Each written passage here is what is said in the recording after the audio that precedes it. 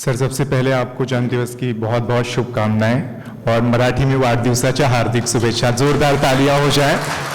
और अब सुदर्शन न्यूज के स्टाफ की ओर से पुष्पमाला देकर सर का स्वागत किया जाएगा। मैं राकेश त्रिपाठी जी को बुलाना चाहूंगा। दिवाकर विक्रम सिंह जी हमारे सहयोगी, आर के राजपुरोहित जी और प्रमोद पांडे जी।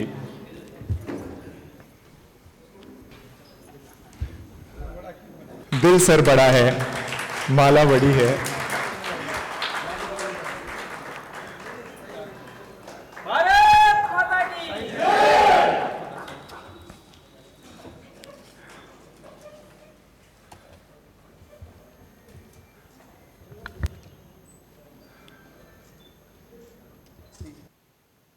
भारत माता की, भारत माता की।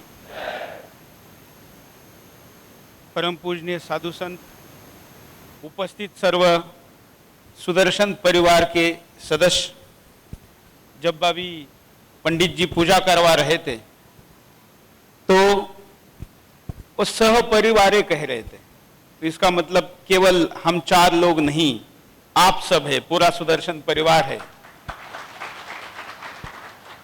और हम इसको पूरा हिंदुस्तान भी कहते हैं और समस्त विश्व को भी अपना परिवार कहते हैं। इसी विचारधारा से हम आते हैं, यही हमारा और अन्य लोगों का फर्क है।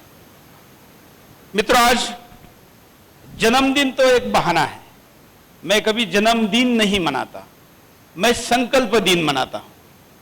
मैं हमेशा कहता हूं, और सुदर्शन में हर महीने जो सब लोगों के जन्मदिन मनाए जाते हैं उनमें हम कहते हैं कि आपके जन्मदिन पे आप क्या संकल्प है इस साल का, और पूरे जीवन का भी एक संकल्प होना चाहिए। एक दिशा के साथ बहने वाली नदी ही समुद्र में, महासमुद्र में जा सकती है। रोज दिशा बदलने वाली नदी कभी भी कहीं पर भी नहीं पहुंच सकती है। इसलिए व्यक्ति का एक संकल्प होना चाहिए, और संकल्प जीवन का होना चाहिए। जिस जीवन में, जिस उम्र में मिल जाए, जरूरी नहीं कि वो बचपन में, कुछ लोगों को सदगुरु नहीं मिलते, पारिवारिक वैसे संस्कार नहीं मिलते, वैसा मौका नहीं मिलता, वैसी संभावना नहीं दिखती तो नहीं लेते। जिस उम्र में मिल जाए उसके बाद कहना चाहिए कि आप जीवन का ये संकल्प है। तो ऐसा जीवन का संकल्प तो मेरा यही है कि केवल चैनल नहीं, हिंदुस्तान नंबर 1 बनाना है, और वो हिंदुस्तान हम नंबर 1 बनाकर रहेंगे। इसलिए आज मेरा जन्मदिन नहीं, मेरे इस संकल्प की दोबारा विचार करके कि हम कहां तक पहुंचे, कहां जाना है, उसके लिए क्या करना है, उसकी योजना हम यहां बनाते हैं। और इसलिए इस कार्यक्रम को इस साल में हमने बहुत ही पारिवारिक रखा है। जो समय आपको दिया गया होगा, समय सारणी, हमने किसी नेता को, किसी बाहर के व्यक्ति को नहीं बुलाया। हमने कहा कि मैं आज आपके साथ ज्यादा टाइम बिता सकूं, आप लोगों के साथ व्यक्तिगत स्तर पर बातचीत कर सकूं, हर व्यक्ति को मिलने का प्रयास कर सकूं, इतना पर्याप्त टाइम होना चाहिए। इसलिए ज्यादा भाषण नहीं, कोई मेरी तारीफ की आवश्यकता नहीं। जो मेरे बारे में बोलने वाले साधु संत हैं उनका आशीर्वाद ही मेरे लिए पर्याप्त है। इसलिए आज हम डायरेक्ट विषयों को शुरू करेंगे, और हमारा जो विषय है, जन्मदिन ना होकर हमारे संकल्प की स्थिति, प्राप्ति, उसकी अवस्था, और उसके लिए और आगे क्या करना चाहिए, यह है। मित्रों, पूरा संकल्प तो है, केवल चैनल नहीं, देश नंबर 1 बनाना है। लेकिन सुदर्शन का ये जो मिशन है, इस मिशन की एक आयु अवस्था में हम पहुंचे हैं। सुदर्शन की आयु तो चिरंतन है, ये साक्षात भगवान श्री कृष्ण का आश्रय है, इसलिए उसकी आयु की चर्चा करने की जरूरत नहीं है। लेकिन जो मिशन हमने हाथ में लिया है, आखिर हम एक जीव है, हमारी भी उम्र है, वैसे इस मिशन की भी एक उम्र होनी चाहिए, उसकी स्टेज होनी चाहिए। तो मैं ऐसा मानता हूं कि 2005 में जब सुदर्शन पहली बार ऑन एयर हुआ, 9 अगस्त क्रांति दिन के मौके पर, इस 9 अगस्त 2017 में हम एक तप पूरा करेंगे, 12 साल पूरा करेंगे। तो जो किसी भी आंदोलन की, व्यक्ति की, समाज की स्थिति होती है, एक आयु होती है। हम शैशवावस्था से बाल्यावस्था में, बाल्यावस्था से हम आगे बढ़ते हुए अरुण, तरुण अवस्था तक पहुंचे हैं। हमने हिंदुस्तान को पिछले 12 साल में बोल के चिल्ला के, हिला के जगाया है। अब हिंदुस्तान जाग चुका है, अब उसके हाथों से काम करने का समय आया है। और इसलिए हम शुरू होंगे कि नहीं, ये सवाल जिन लोगों के पास था, उनको हमने 12 साल का एक तप पूरा करके, इफेक्टिव तरीके से पूरा करके दिखाया है। अब हमको उनको यह दिखाना है कि हमारे के संकल्प की पूर्ति अगली 12 साल में हम कैसे करेंगे। मित्रों, इस देश में जो भी राजनीतिक आंदोलन चल रहे हैं, मैं तो अब उसको राजनीतिक आंदोलन भी नहीं कहूंगा, अब तो राजनीतिक पार्टियां हो गई है।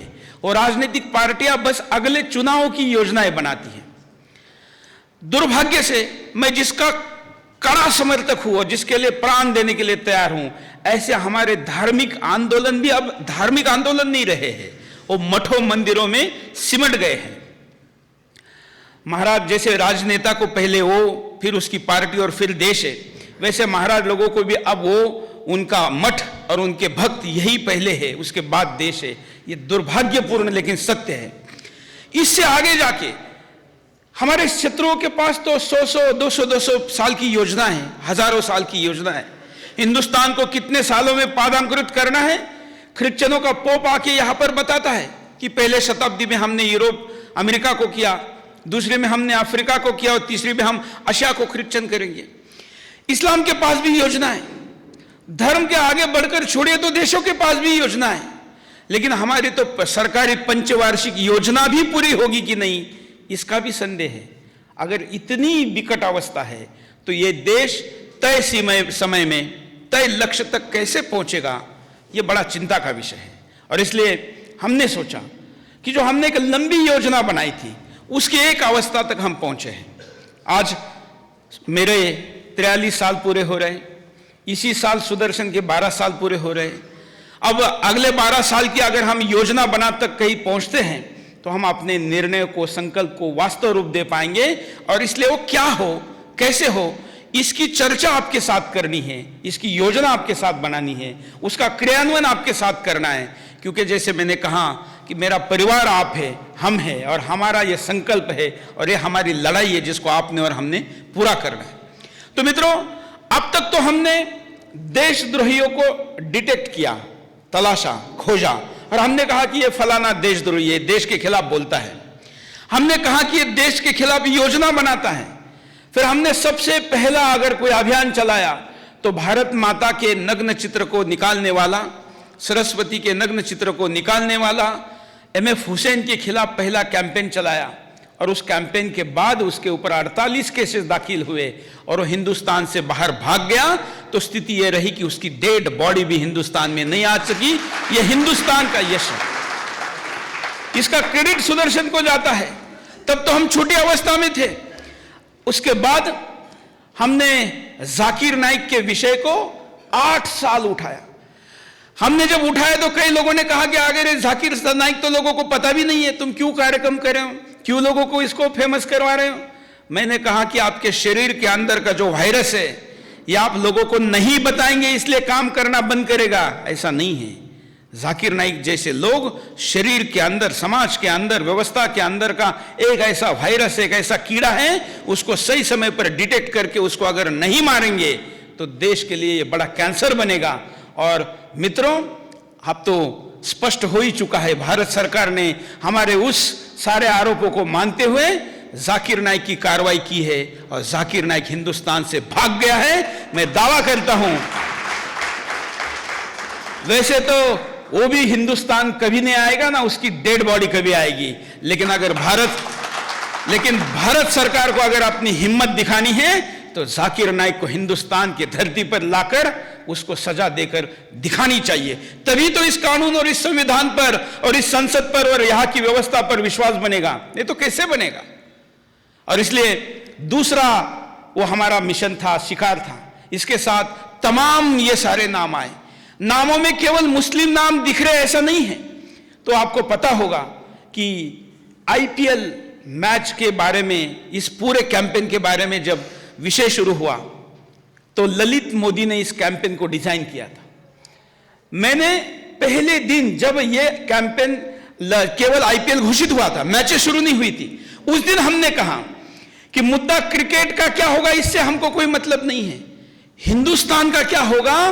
क्योंकि हिंदुस्तान में क्रिकेट को आज एक धर्म माना जाता है, उसको खेलने वाले को भगवान कहा जाता है।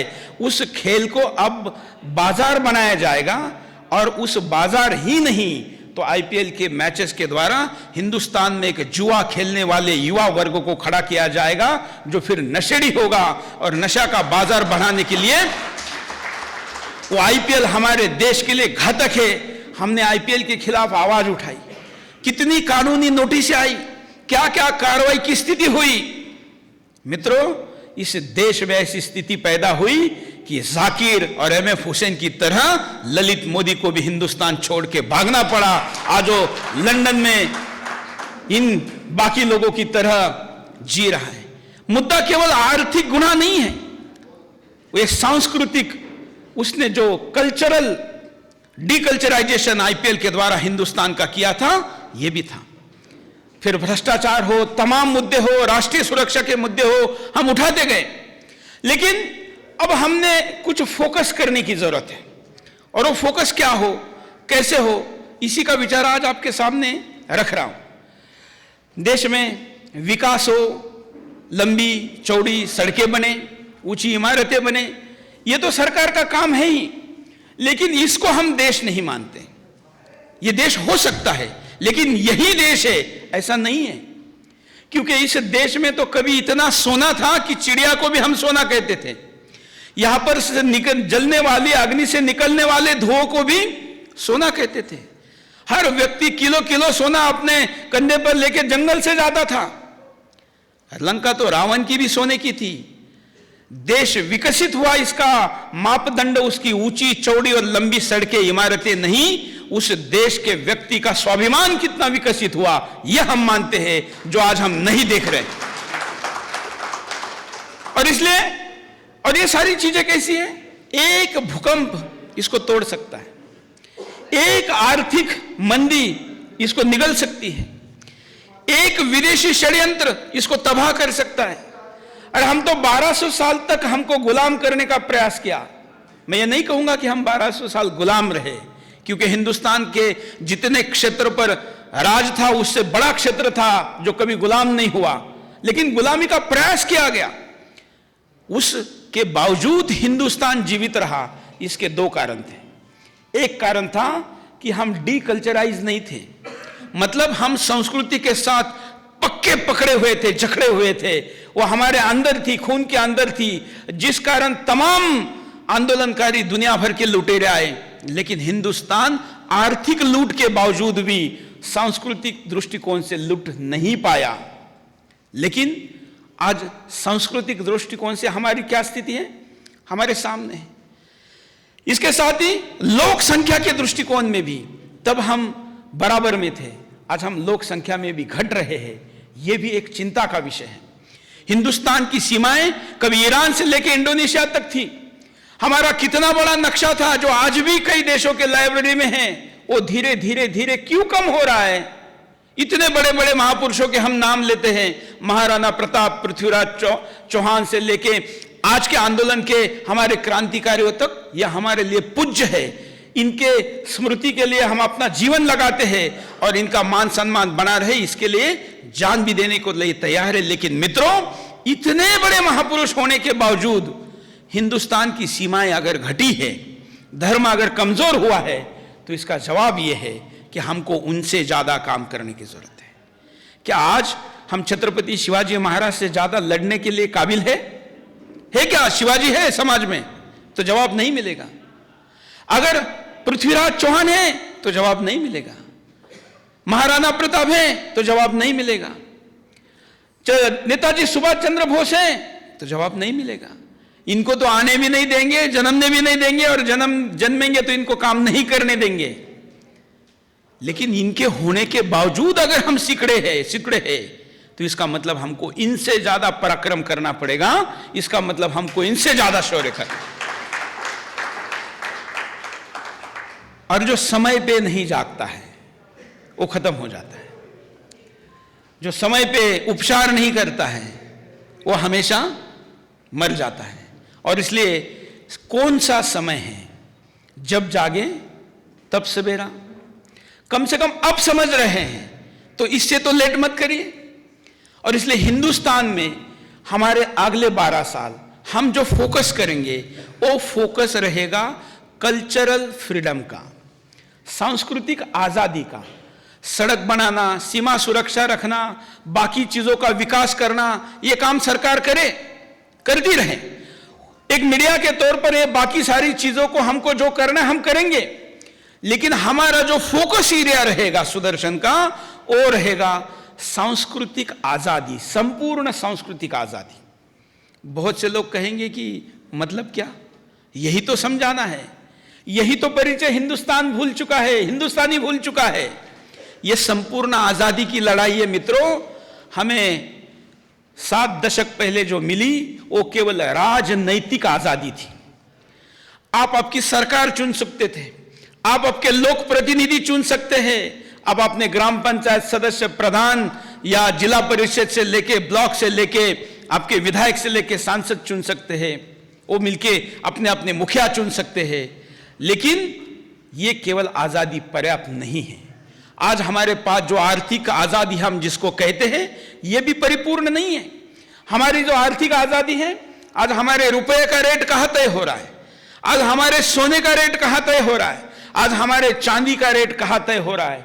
यही नहीं, हमारे खेत में पिकने वाले, बनने वाले फसल का रेट भी वहां नहीं तय हो रहा है, दूसरी जगह तय हो रहा है।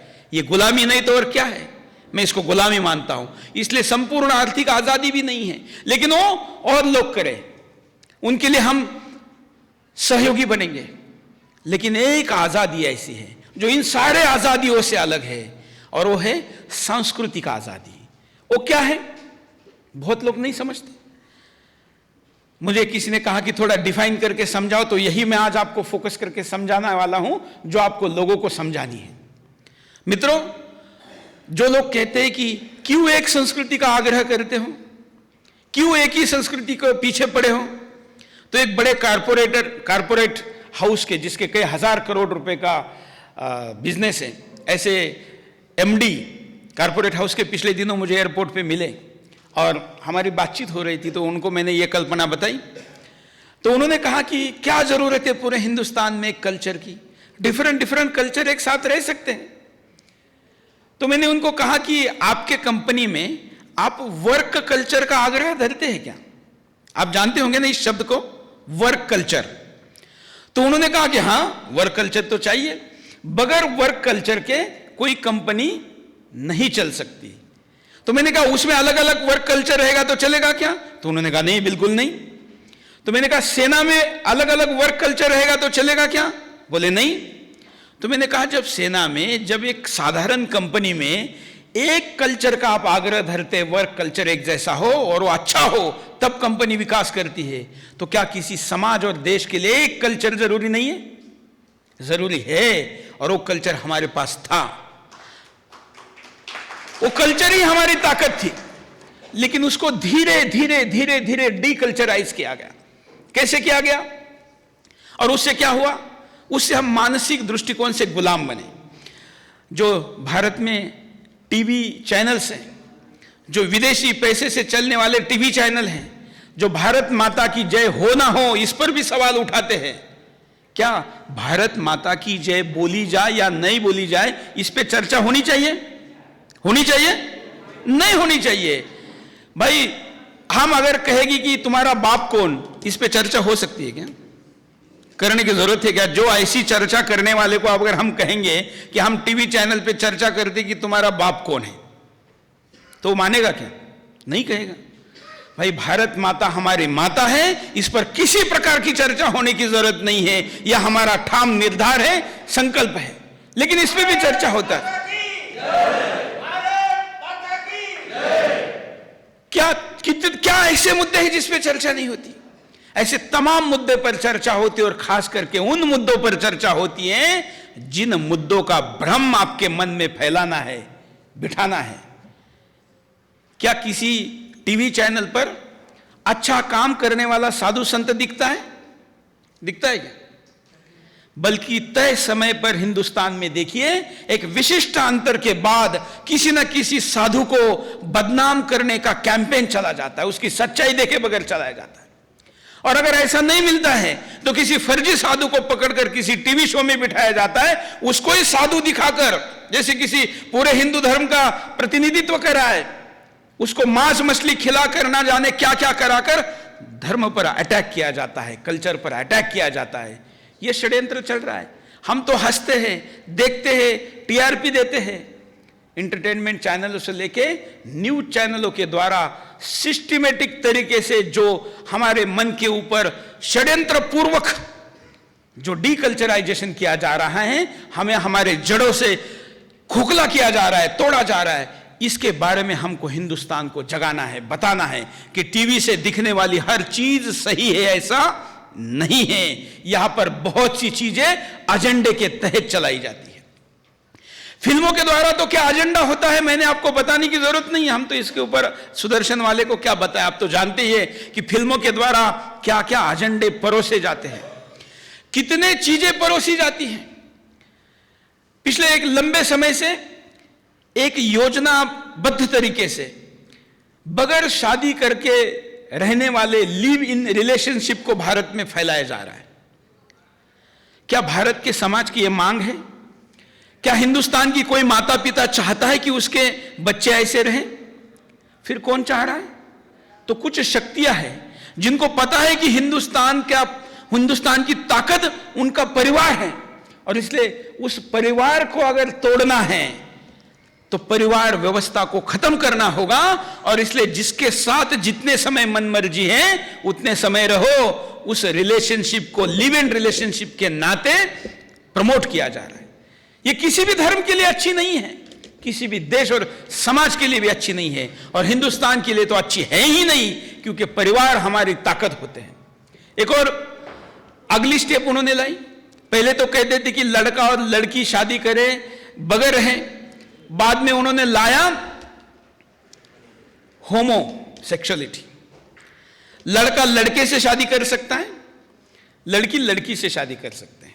मतलब एक तरफ क्या कैंपेन चला रहे हैं कि बगैर शादी करे रहने दो, चल रहा है ना कैंपेन, लिव इन रिलेशनशिप को कानूनी दर्जा दो, इसके खिलाफ मत बोलो। ये कैंपेन एक तरफ आप चला रहे हो, दूसरी तरफ आप शादी का कैंपेन चला रहे हो।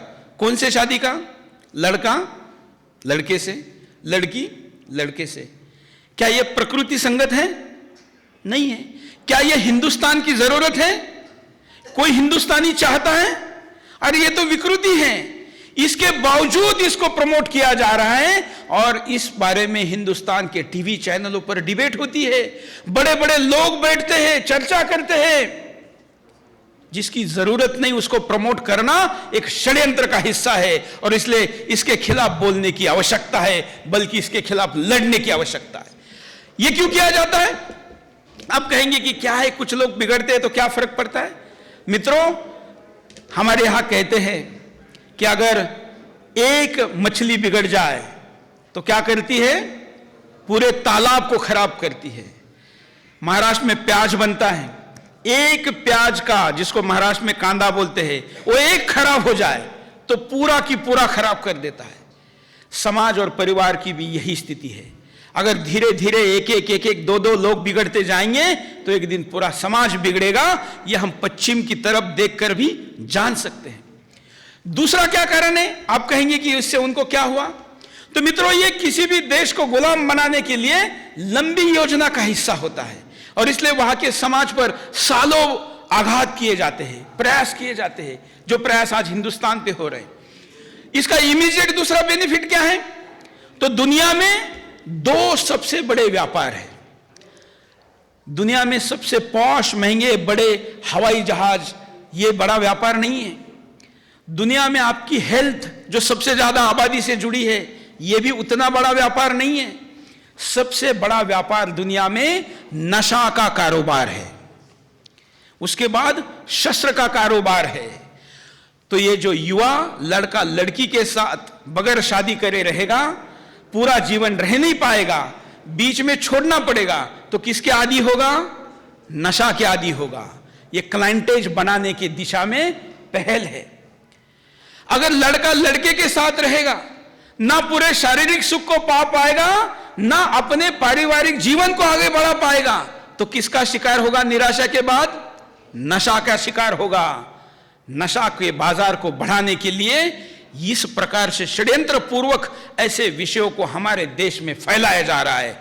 यह उससे जुड़ा हुआ है, लेकिन हम नहीं समझते। इसके खिलाफ बोलने वाले को बैकवर्ड कहा जाता है और इसको करने वाले को मॉडर्न कहा जाता है। यह मॉडर्न की, आधुनिकता की भाषा बदलनी होगी। इसके षड्यंत्र के पीछे जो वास्तव षड्यंत्र है उसको समझना होगा, और यह हमको अगले 12 साल में कर कर सत्य की स्थापना करके दिखानी है। जैसे ये 2 मुद्दे मैंने आपको बताए, ऐसे कितने मुद्दे हैं जिन मुद्दों को हम आपके सामने रख सकते हैं, समाज के सामने रख सकते हैं। इस मेरे 1 घंटे के भाषण में रखने के बजाय हमको अगले 1 तप तक लोगों को तपा कर इन मुद्दों को उनके हृदय में जगह देनी है और उसके प्रति विश्वास निर्माण करना है, आंकड़ों के साथ, तथ्यों के साथ, सत्यों के साथ। 12 साल पहले से हम ये बोल ही रहे हैं, लेकिन आज सुदर्शन एक तप पूरा करके जब ये बोल रहा है तो उसके साथ उसकी 12 साल की यशस्विता है, 12 साल का उसका पराक्रम है, और सबसे बड़ी बात सुदर्शन की 12 साल की विश्वासार्हता है, क्रेडिबिलिटी है, जो हमसे कोई छीन नहीं सकता। आज राष्ट्र धर्म के लड़ने का दूसरा नाम सुदर्शन बन चुका है। आप अपने अपनी जगह पर काम करते हैं, आपके साथ कई पत्रकार भी काम करते होंगे, लेकिन कई बार आपको ऐसा अनुभव होता होगा कि कई पत्रकारों के बीच जब आपने नाम और परिचय बताया कि आप सुदर्शन के पत्रकार हैं, तो आपके तरफ मिलने वाला प्रेम, आदर, सम्मान और उसके आपके प्रति का भाव, आपको लगता होगा कि हां, मैं सुदर्शन के साथ जुड़ा हूं, यह मेरे लिए गौरव की बात है। और पिछले कुछ सालों से जो पराक्रम आप लोग जमीन पर कर रहे हैं, स्टूडियो से होने वाले पराक्रम तो एक हिस्सा है, लेकिन आप भी जो अपने यहां पर पुरुषार्थ कर रहे हैं, उस पुरुषार्थ का परिणाम है कि दुनिया के किसी भी एयरपोर्ट पर मैं गया, पिछले 4 साल में प्रवास में, छोटे छोटे टूनीशिया के एयरपोर्ट पे भी गया था, लेकिन दुनिया का कोई एयरपोर्ट पर मुझे ऐसा अनुभव नहीं हुआ कि मुझे कोई मिला नहीं जो सुदर्शन देखता है। हर एयरपोर्ट पर ऐसा कोई ना कोई आके मिला जिसने कहा मैं आपका दर्शक हूं।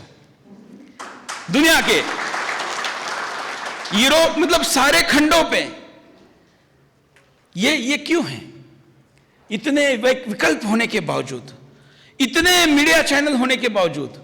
और मैं एयरपोर्ट का उदाहरण इसलिए दे रहा हूं, मैं कोई मंदिर घाट वहां तो मिलते ही मिलते हैं, मैं ऐसी कम्युनिटी का उदाहरण दे रहा हूं जो कि हाईफाई मानी जाती है, बिजनेस कम्युनिटी मानी जाती है, टीवी देखने के लिए जिनके पास टाइम नहीं है ऐसी कम्युनिटी मानी जाती है, जो इंटरनेशनल फ्लाइंग करती है। ऐसे जगह पर भी लोग सुदर्शन को देखने ही वाले नहीं बल्कि सम्मान देने वाले मिलते हैं, तो समाज में इसका वर्ग तो है ही।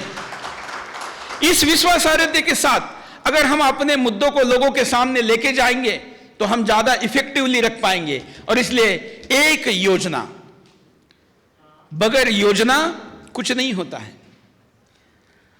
हमको गुलाम बनाने वाले लोगों के पास लंबी लंबी योजना है, टीवी चैनल है, फिल्में हैं, कंपनियां हैं, लेकिन हमारी गुलामी की मानसिकता उसको समझती नहीं है।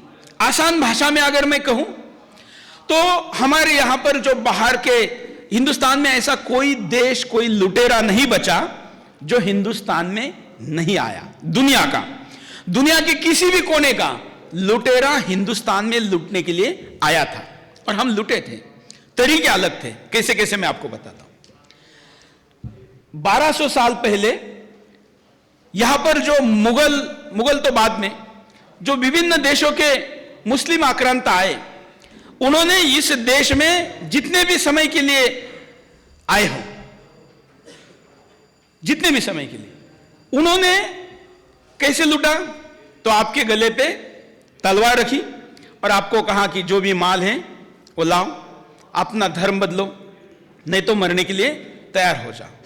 तो एक समय था जब आपने तलवार के बदले, तलवार के दबाव में या तो धर्म बदला, या तो धन लूटा, या तो आप मर गए। कितने साल चलता रहा? करीब 800 से 1000 साल हिंदुस्तान के बड़े हिस्से पर। उसके बाद क्या हुआ? ब्रिटिशर्स आए, जिनको हम क्रिश्चियन कह सकते हैं। वो हिंदुस्तान में आए। उन्होंने क्या किया, उन्होंने तलवार के बजाय बंदूक लाई और बंदूक से भी बड़ा लूट का उन्होंने साधन बनाया। खास करके 1857 के लड़ाई के बाद, आजादी के आंदोलन के बाद, वो साधन क्या था? कानून। एक शिस्त प्रिय हिंदुस्तानी समाज को कानून ऐसे बनाए कि उस कानून से आपको आपके कमाई का एक हिस्सा ब्रिटिशों को देना अनिवार्य था। अब देते थे कि नहीं थे? हम देते थे। हमने ब्रिटिशों को अपने कमाई का बड़ा हिस्सा टैक्स के रूप में दिया, कानून के रूप में दिया। हम कानून से लूटे। लेकिन 7 दशक पहले हमारे क्रांतिकारियों के पुरुषार्थ के कारण और दुनिया में दूसरे महाविश्व युद्ध के बाद, बदलते समीकरण के बाद, प्रगत होते मीडिया के बाद, कम्युनिकेशन व्यवस्था के बाद, उनको समझ में आ गया कि अब भारत को या ऐसे देशों को इस प्रकार से गुलाम बनाकर रखना संभव नहीं है। तो उन्होंने नया तरीका अपनाया। लोकतंत्र के झूठे नाम के आधार पर एक ऐसी व्यवस्था को विभिन्न देशों में वो छोड़ गए, जिसके बाद आज भी हम लूट रहे हैं। 2 ही मार्ग पर मैं बता रहा हूं, बाकी मार्ग नहीं बता रहा हूं। इन 3 उदाहरणों में रिपीट करता हूं कि जो मुस्लिम आक्रांता आए, उन्होंने तलवार के बल पर आपका धर्म और आपका पैसा लूटा। क्रिश्चियन आक्रांताओं ने शासन व्यवस्था के नाम पर कानून बनाकर आपका धर्म और आपका धन लूटा। आजादी के बाद ग्लोबलाइजेशन के नाम पर, वैश्वीकरण के नाम पर हमारा ऐसा वशीकरण किया गया कि आज हम मॉल में, बड़े बड़े मल्टीनेशनल कंपनियों के दुकान में खुद के पैसे लेकर जाकर उनके पास देके आते हैं। हमें पता है कि हम जो उत्पाद ले रहे हैं ये इतने रुपए का नहीं है, लेकिन वशीकरण हुआ है ब्रांड का, ब्रांडिंग का, कंपनियों के नामों का। और उस वशीकरण के कारण हम वहां पर जाके खुद लूट के आते हैं और ऊपर से हम कॉलर टाइट करके कहते हैं कि हम ब्रांडिंग प्रोडक्ट लेकर आए, ब्रांडेड प्रोडक्ट लेकर आए। तलवार के नाम पर लूटना, कानून के नाम पर लूटना और इस वशीकरण अर्थात मानसिक गुलामी के कारण लूटने में कोई फर्क है क्या? कोई फर्क नहीं है। लेकिन आज हम लूट रहे हैं क्या? नहीं लूट रहे हैं।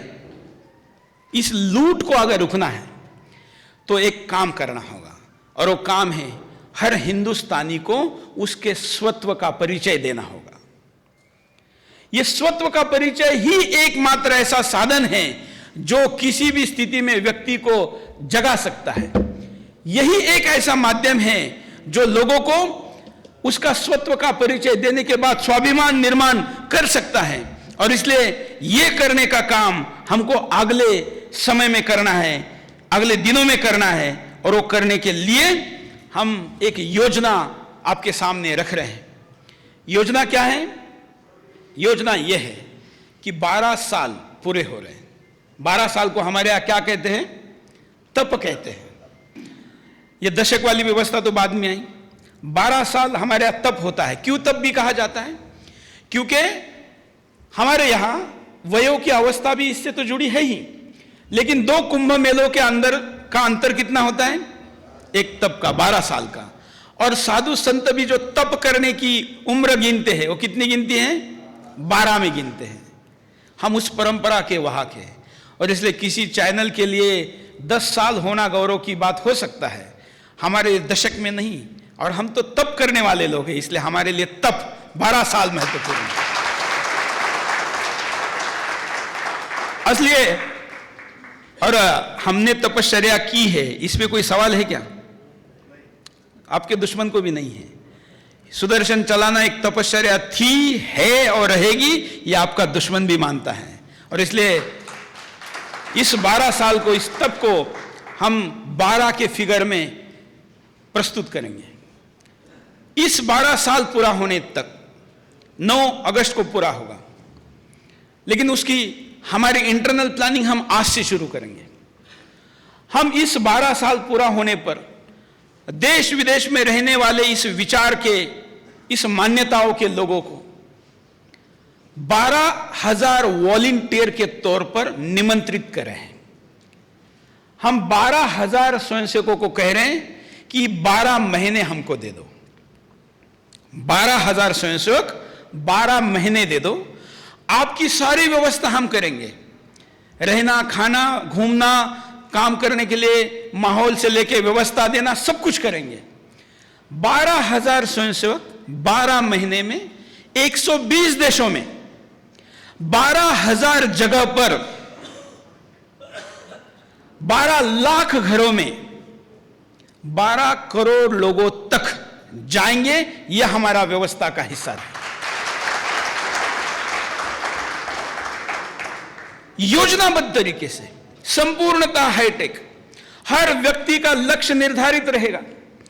मित्रों, अगर राजनीतिक दल एक तुच्छ चुनाव जीतने के लिए 1 बूथ 10 यूथ की व्यवस्था ला सकता है, तो हिंदुस्तान बचाने के लिए हमको यह व्यवस्था लानी पड़ेगी कि नहीं लानी पड़ेगी? लानी पड़ेगी। और इसलिए इस देश के तमाम लोगों को, और 12 करोड़ में क्यों कह रहा हूं, 12 से तो जुड़ता ही है। देखिए, किसी भी स्थिति में 100% तो केवल राम राज्य में लोग अच्छे थे, ऐसा हम मानते हैं। और हम जानते हैं, हमारी मान्यता है कि राम राज्य तो अभी सतयुग तो बाद में आएगा ही, लेकिन इस वक्त हम नहीं ला पा रहे, इस उम्र में नहीं ला पा रहे, इस 12 साल के पीरियड में नहीं ला पा रहे। उस दिशा में जाना जरूर है, लेकिन हमें इस 12 करोड़ से हमारे देश की आबादी का कितना प्रतिशत हुआ? हमारे देश की आबादी का 10%। वैसे तो समाज का नेतृत्व करने वाला व्यक्ति 1% भी अच्छा है। कितना? सिर्फ 1%, तो भी समाज अच्छा होता है। लेकिन हमको इस पूरे कैंपेन से 10% लोगों तक पहुंचना है। और पहुंचना ही नहीं है मित्रों, केवल हैंडबिल नहीं देना है मेट्रो स्टेशन पर खड़े होते वैसे, नेता हाथ जोड़कर वोट मांगते वैसा नहीं। तो उन 12 लाख घरों में हम समय लेकर, बेल बजाकर घर के अंदर जाएंगे। आपके पास जो 12,000 वॉलंटियर हैं, उनके पास टैब में, मोबाइल में एक 5 मिनट का हमारा पूरा योजना का वीडियो रहेगा कि आप आज तक हमने क्या किया, हम क्या करने जा रहे हैं और उसमें आपकी क्या भूमिका है। ये वीडियो उसको दिखाया जाएगा। उसके साथ 12 मुद्दों पर चर्चा की जाएगी, संवाद किया जाएगा। ये संवाद करने के लिए जाने वाले स्वयंसेवकों का प्रशिक्षण होगा, देश के चारों कोनों पर होगा। उसमें मैं खुद उपस्थित रहूंगा, पूरे समय उपस्थित रहूंगा। और उस मुलाकात में, उस भेंट में हमारा स्वयंसेवक उसके सामने उन 12 मुद्दों के बारे में उन लोगों को जागरूक करेगा। उसके मोबाइल में सुदर्शन का ऐप डाउनलोड करा देगा। इसके पास अगर कोई समय है तो उस समय का इस आंदोलन में, आजादी के आंदोलन में क्या उपयोग हो सकता है, उसकी क्या रचना लगाई जा सकती है, वो भी तय करेगा। ऐसे 12 लाख घर अगर हम हिंदुस्तान में खड़े करते हैं तो क्या हम हिंदुस्तान को बदल नहीं सकते? बदल सकते हैं। और टीआरपी के लिए घरों में जाने की योजना बनाने वाले चैनल तो आपने बहुत देखे हैं, लेकिन सुदर्शन टीआरपी के लिए लड़ता है क्या? नहीं। हम तो हिंदुस्तान को जिताना चाहते हैं, हम तो हिंदुस्तानियत को जिताना चाहते हैं। और इसलिए टीआरपी के लिए 12 लाख घर नहीं है। हम तो इतना समर्पण संघर्ष करके भी टॉप 10 में हैं। आपके जैसा नंगा नाच चाहेंगे और करेंगे तो हम भी 1 नंबर बन सकते हैं, लेकिन हमको केवल चैनल को नहीं, देश को 1 नंबर बनाना है। और इसलिए सुदर्शन का नंबर क्या है, यह मुद्दा नहीं है। सुरेश चौहान के का क्या होगा, यह मुद्दा नहीं है। देश का क्या होगा, यह मुद्दा है। और मित्रों, इस 12 साल में इतने विपरीत स्थितियों के बावजूद अगर आपको इतना मान सम्मान मिल रहा है, तो कल्पना करिए कि अगले 12 साल बाद जो बातें मैं कह रहा हूं, जो सच होनी ही वाली है, मैं अगर मगर में कभी नहीं बोलता, अगर ये सच होगी ऐसा कभी नहीं कहता, क्योंकि मेरा ईश्वर पर पूरा भरोसा है, 100% भरोसा। जिसको कोई ईश्वर नहीं कहता हो, कुछ और कहता हो, लेकिन ऐसी शक्ति दुनिया में है, मैं उसका उदाहरण हूं। तमाम समस्याएं सुदर्शन पर आई। जब चैनल शुरू करने की बारी आई और जब हमने ये कहा तो लोगों ने कहा कि ये कैसे हो सकता है, हो ही नहीं सकता। लेकिन मित्रों, मैंने जिस गुरु का अनुग्रह लिया है, जिस परंपरा का मैं वाहक हूं, वो ये कहती है कि अगर आपका संकल्प सत्य है, उस संकल्प पर अगर आप ईमानदारी के साथ चल रहे हैं, तो उसको पूरा करने का काम ईश्वर का है। और इसलिए सुदर्शन बंद करने के लिए जाकिर नाइक 9 सांसदों के साथ, 1 मंत्री के साथ प्रधानमंत्री को मिला, तो भी चैनल बंद हो पाया क्या? नहीं।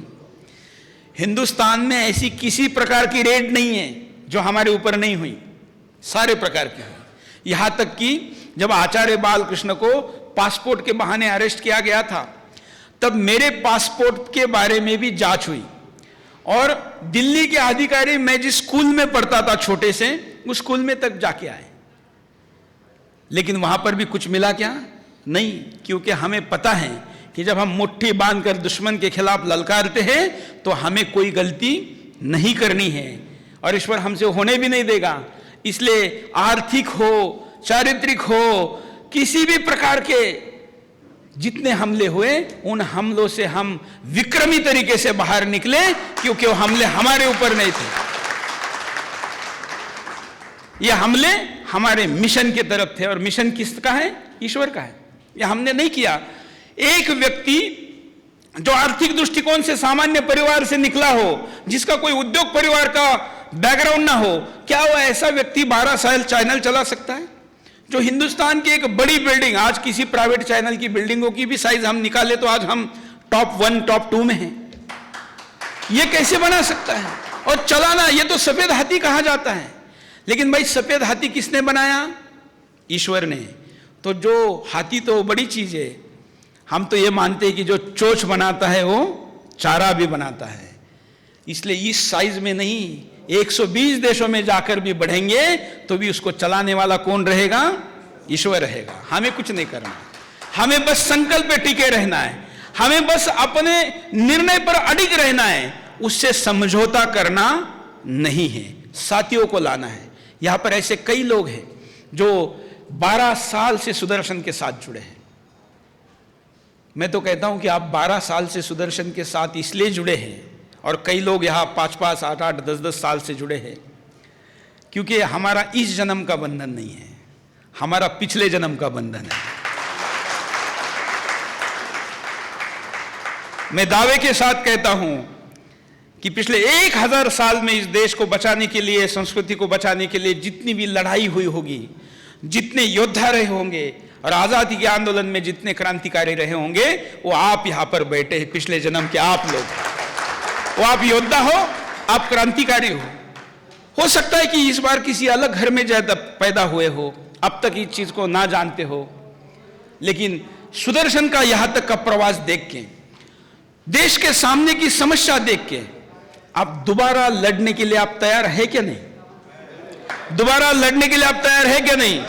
मुट्ठी बांधकर हाथ ऊपर करके कहिए कि हम हिंदुस्तान को आजाद करके रहेंगे, हम आजाद करके रहेंगे, हम आजाद करके रहेंगे। इसके लिए चाहे हमें प्राण देने पड़े, सर्वस्व देने पड़े, बलिदान देना पड़े, कुछ भी देना पड़े, हम तैयार है ईश्वर हमें शक्ति दे, हमें सामर्थ्य दे, हमें यश दे। ये ईश्वर को अगर हम ये मांग रहे हैं तो वो देता है, इस पर हमारा भरोसा है, और वो देगा ही, इस पर मेरा भरोसा होने के कारण होगा, देखेगा इब बट मैं कभी नहीं कहता, तो मैं कहता हूं कि होगा। और ये करने के लिए अगली 12 साल की योजना का एक 12 महीने का वर्ष बहुत महत्वपूर्ण है, जो कि 9 अगस्त 2017 से शुरू होगा। इस वर्ष कितवा रहेगा? 12 कंप्लीट होने के बाद 13। हमको हिंदुस्तान को जाके समझाना है कि ये सुदर्शन चैनल, ये मिशन 13 है।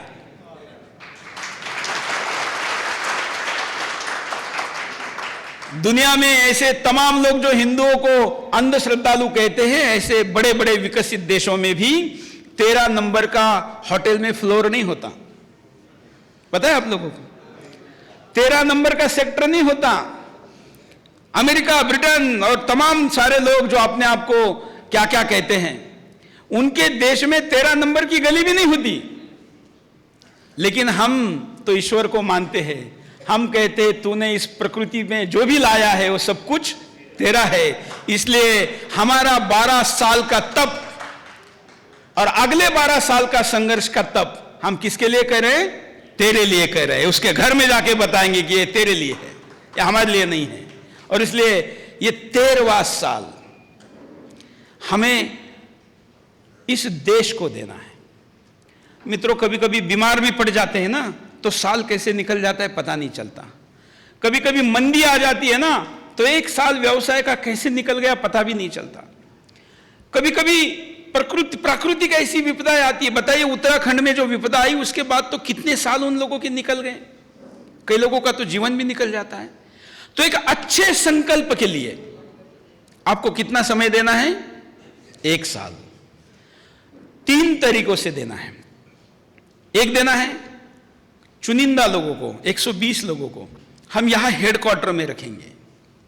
जो फ्लोर हमने खाली रखा है ये इसीलिए रखा है, इस हिंदुस्तान के आजादी के, संपूर्ण आजादी के आंदोलन का जो वॉर रूम रहेगा, आप जहां बैठे ये रहेगा, ये बिल्डिंग में रहेगा। यहां 120 वॉलंटियर की जरूरत है जो यहां आके रहेंगे। उनका काम क्या रहेगा? हम प्रशिक्षित करेंगे।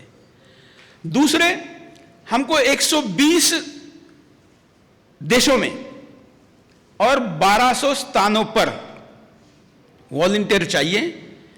इन 1200 स्थानों पे अगर आपका शहर आता है तो आप वहीं रहिए, अगर नहीं आता है तो उस देश में, उस शहर में जाके रहिए। और अगर इसके सिवा जो लोकेशन है, आपका भी हो सकता है, बाहर का भी हो सकता है, तो ये 3 लोकेशन पर हमको 12 महीने देने वाले वॉलंटियर चाहिए। ये हम केवल फ्री में लेंगे क्या? तो नहीं, लेकिन जब मैं ईश्वर का काम में कहता हूं तो उसका पैसों में नहीं गिनूंगा। पैसे तो देंगे ही, वो तो अपने आप आएंगे, क्योंकि जो जितना बड़ा काम करता है उसको उसका पारिश्रमिक अपने आप मिलता है। और ऐसा कहा जाता है कि जब आपका मालिक आपको आपके परिश्रम का हक नहीं देगा तो कौन देता है? ऊपर वाला देता है। यहां तो हम योजना बना के देश, धर्म, संस्कृति के लिए लड़ने वाले हैं। इसमें काम करने वाले व्यक्ति को उसके काम के हिस्से का हिस्सा तो मिलेगा ही, लेकिन एक चीज दोबारा मिलेगी जो शायद, मैं रुक के इसलिए कह रहा हूं कि वैसे तो इसका अधिकार साधु संतों को है कहने का, लेकिन आप इस देश में पुनर्जन्म चाहते हैं क्या? नहीं चाहते? चाहते हैं ना? मनुष्य भी बनना चाहेंगे, मोह है।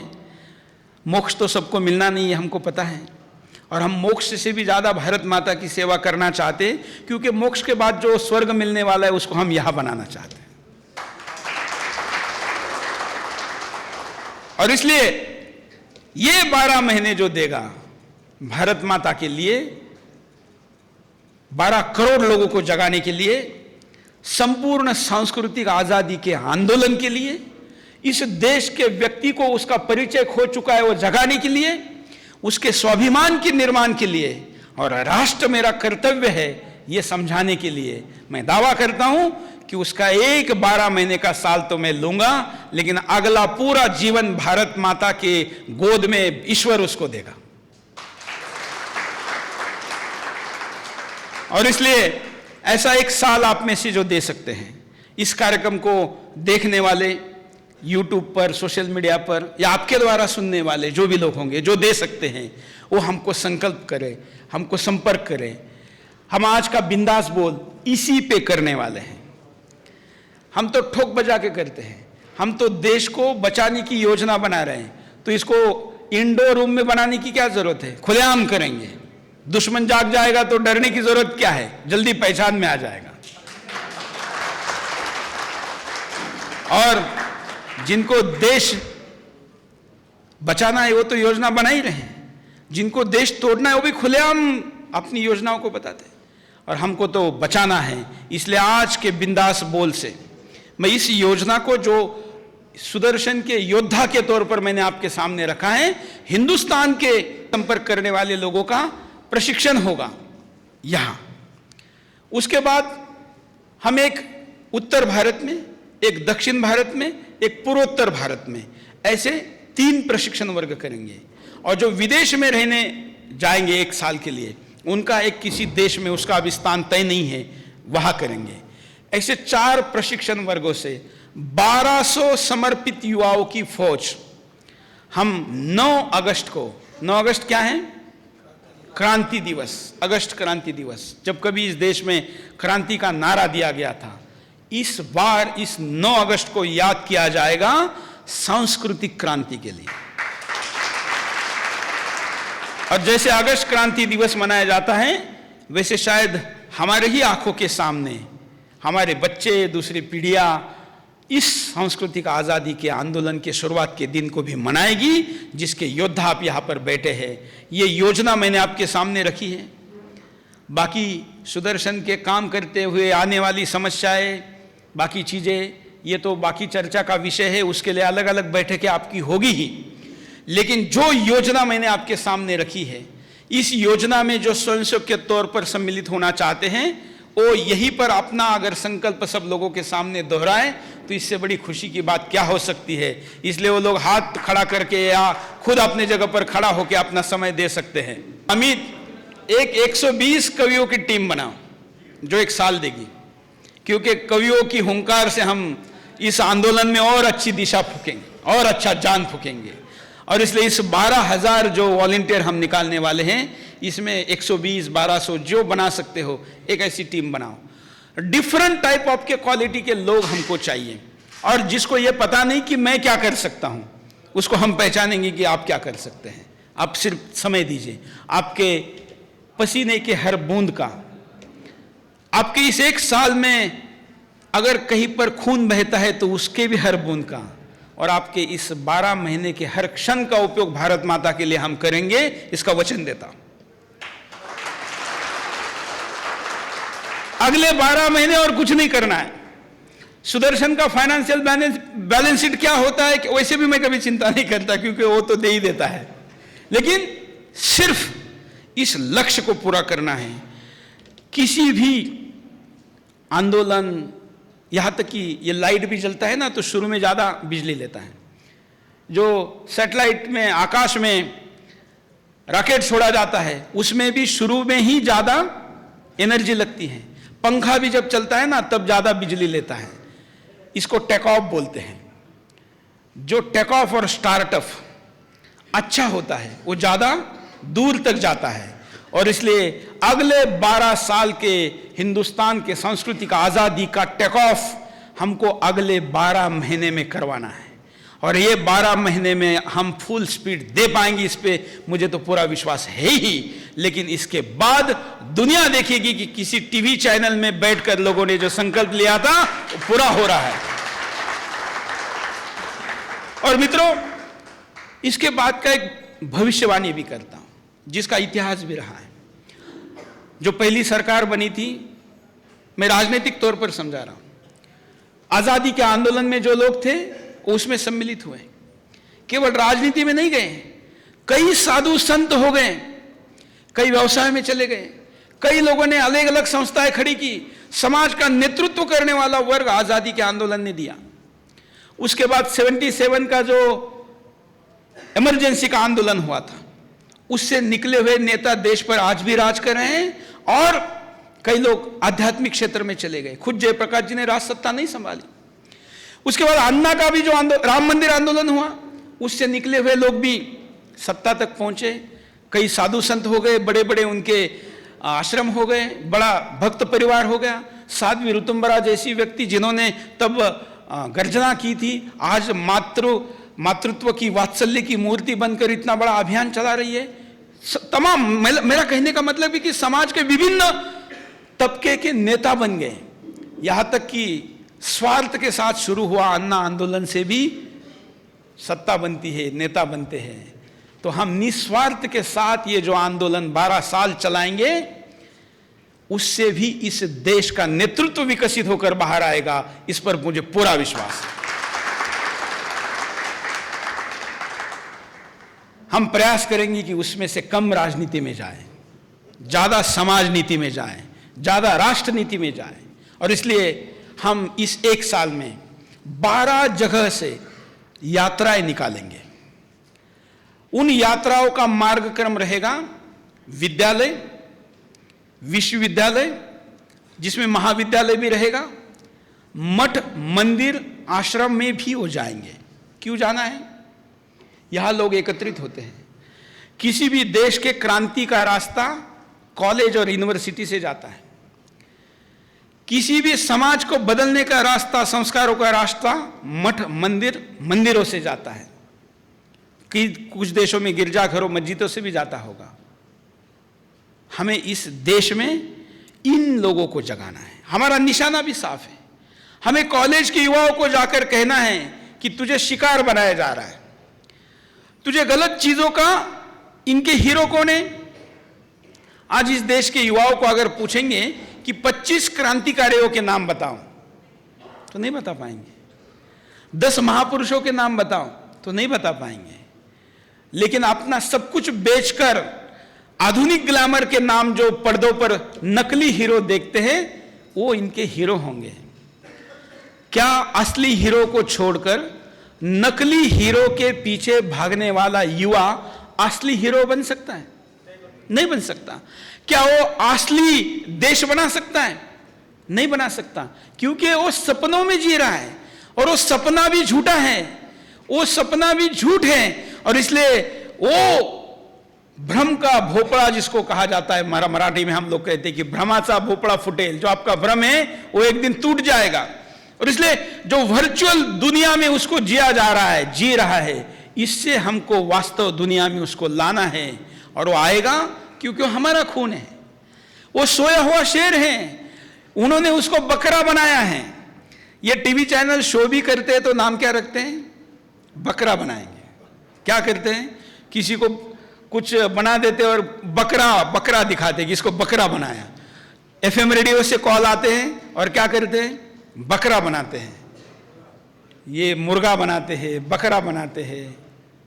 हमको शेर बनाने हैं, शेर बनाने हैं, हिंदुस्तान के शेर बनाने। और इसलिए हम कॉलेजों में जाएंगे और वो जो मुर्गे बन चुके हैं, बकरा बन चुके हैं, कुछ तो लड़के भी लड़कियां बन चुकी है। लेकिन यहां तो लड़कियों में भी महारानी होती है, दुर्गा होती है, झांसी की रानी होती है, पद्मिनी होती है। ये उसको समझानी है। आज इनके आदर्श महिलाओं के भी कौन है, लड़कियों के कौन है? दुर्भाग्य से इस देश के साधु संतों के ट्विटर अकाउंट पर मिलियंस में फॉलोअर नहीं है, लेकिन ये जो फिल्मी चरित्रहीन लोग हैं, इनके फॉलोअर्स मिलियंस में हैं। लोग इनको फॉलो करते हैं, इनका पहनावा फॉलो करते हैं, और इसलिए इनके द्वारा एक षड्यंत्र को पहुंचाया जाता है। कैसे? जब करीना कपूर को बेटा हुआ तो उसका नाम क्या रखा गया? तैमूर।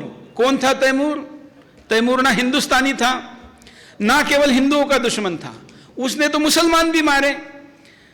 जितने महीनों के लिए हिंदुस्तान में आया था, 15 दिन के लिए दिल्ली आया था, उसने बनाकर जो कैदी लाए थे, उन कैदियों को एक साथ एक जगह दिल्ली में रखना सुरक्षित नहीं है, ये विद्रोह कर सकते हैं। ऐसा जब उसके सेनापतियों ने बनाया तो उसने बंदी बनाकर लाए लोगों को जो सर काटे उससे मीनारें खड़ी की थी, मीनारें। ऐसा तैमूर का नाम रखने का षड्यंत्र हिंदुस्तान में चल रहा है। वो ऐसे लोगों के लिए द्वारा चल रहा है जिनके मिलियंस में फॉलोअर्स है, लाखों में फॉलोअर्स। और इसको भी आजादी कहते हैं। क्या कहते हैं कि भाई पति पत्नी को लगा हुआ नाम रखा, उनकी आजादी है। क्या आपका पड़ोसी आपके मां बहन पर बलात्कार करने वाले का नाम अगर उसके बेटे का रखते तो आप विरोध करेंगे कि नहीं करेंगे? करेंगे ना। तो जिस तैमूर ने हिंदुस्तान पर इतना अत्याचार किया, एक तरीके से बलात्कार किया, ऐसे तैमूर को हम माफ करेंगे? नहीं करेंगे। सरकार मजबूर हो सकती है तथाकथित आजादी के नाम पर, मीडिया गुलाम हो सकता है, लेकिन इस देश में आपके जैसे बड़ी संख्या में आजादी का आंदोलन लड़ने वाले प्यारे भारत माता के लाल भी है जो इसका विरोध करेंगे। विरोध का तरीका आधुनिक रहना चाहिए। हम वहां जाके उसके तैमूर को मारना नहीं है, वो काम नहीं हमको करना है। क्योंकि ये तो हमें क्रिमिनल बनाने के दिशा में लेके जाएगा।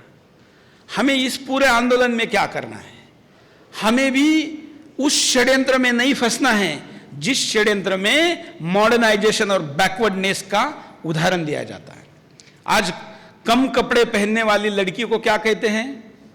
मॉडर्न। और पूरे कपड़े पहनने वाली लड़की को क्या कहते हैं? बैकवर्ड, या कई लोग तो आंटी भी कहते हैं, कई लोग क्या कहते हैं, अब मुझे देहाती कहते हैं, गांव से आई कहते हैं, अलग अलग जगह पर अलग अलग चीजें कहते हैं। क्या शालीनता के साथ अपने आप को प्रस्तुत करना मॉडर्नाइजेशन है, या आधुनिकता के नाम पर देह प्रदर्शन करना मॉडर्नाइजेशन? शालीनता वाला है, लेकिन प्रस्तुतिकरण ऐसे किया जाता है, ऐसे तरीके से किया जाता है, और वीडियो बनाया जाता है दीपिका पादुकोण द्वारा, मेरी मर्जी। आप लोगों ने देखा होगा, मैं जैसे चाहूं जैसे रहूं, जैसे चाहूं वैसे पहनूं, जिसके साथ चाहे रहूं, जिसका चाहे बच्चा पैदा करूं, क्या क्या। अब मैं तो बोलना भी नहीं चाहता आज पवित्र दिन पर, लेकिन ये करना अगर आजादी है तो ऐसी आजादी हमको नहीं चाहिए। इस आजादी को हम खत्म करेंगे, हमारे लिए यही गुलामी है जो तुम कह रहे हो, और वो आजादी हम लाएंगे जो हिंदुस्तान को लंबे समय तक जीवित रख पाएंगी। और इसलिए हम लोगों के सामने तथ्य, सत्य, आंकड़ों के साथ, उदाहरणों के साथ रखेंगे, ऐसे लोगों को प्रस्तुत करेंगे, ऐसे लोगों को लेकर जाएंगे। ऐसा आंदोलन करना है। आप में से कई लोग वॉलंटियर बनने के लिए खड़े हो गए, सहमति दी, धन्यवाद। तो इसलिए अब सवाल जवाब नहीं, अब क्या करना है? काम करना है, और खुलेआम करना है, चोरी छुपे नहीं करना है। इसलिए काम खुलेआम, किसके खिलाफ? वैश्वीकरण के वशीकरण के खिलाफ। हिंदुस्तान को वास्तविक परिचय देने के लिए तो हाथ जोड़ा था हमने, ये शंखनाद बजा है, आचार्य जी हमारे साथ ये शंखनाद हर जगह करेंगे, और हमारा बिंदास बोल भी शंखनाद ही है जो हम सब जगह करेंगे, और चलते चलते अभी पूरे देश को हम अपने लक्ष्य तक लेकर चलेंगे। और इसलिए हाथ जोड़ के ईश्वर को कहते हैं, मेरे साथ कहिए, हे ईश्वर, आज हमने जो संकल्प लिया, जो चिंतन किया, जो निर्णय किया, इसे पूरा करने के लिए पूरी शक्ति दे, सामर्थ्य दे, यश दे।